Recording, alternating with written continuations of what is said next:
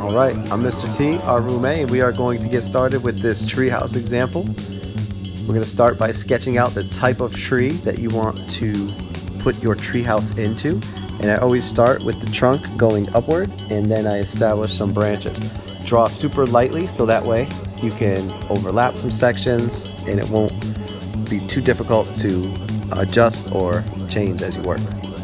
Once I get the base down and some branches set up of the basic idea of just a normal maple tree in this situation, I'm going to start stacking up some shapes, and I just literally fill the open branches with different shapes, and that is going to give us that homemade treehouse look.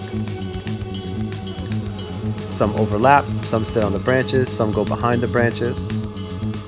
And then after I get a basic idea of which shapes and the structure of my treehouse, I'm going to start by darkening some edges, darkening some branches.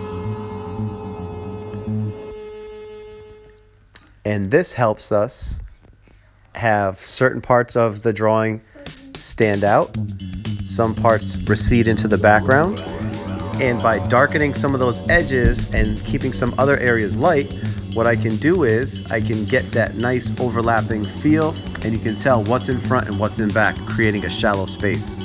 Yeah.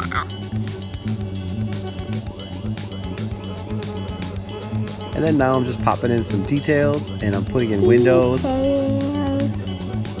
details, and then wood structure, and I'm drawing what the treehouse is made out of. Yeah. So what does it look like it's made out of right here? Wood. Yeah, that part is made out of wood. And the piece on top I'm going to make look like it's made out of metal in a second. But right now I'm just sketching in some boards. Sketch. What holds boards together? Nails, screws, tape? Nails. Nails, yeah. So I'm putting some nails into those boards. And this is the part of the drawing where you just kind of tweak some of those shapes and put some details and some information into it. So it gives you the idea of what it's made out of. Maybe some wood. Yep, some wood, some more windows at the top. Wood. Think I should put a flag on the roof? 4. There it is. Yep. And that's almost done. Yep, and that's almost done. So then I'm just putting in some more details. A little rope. Think I should put a rope in it? Okay. What's the rope for? So people can climb up and down? Okay.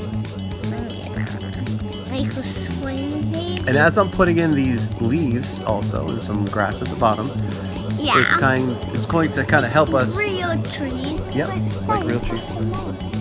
No mulch on this tree.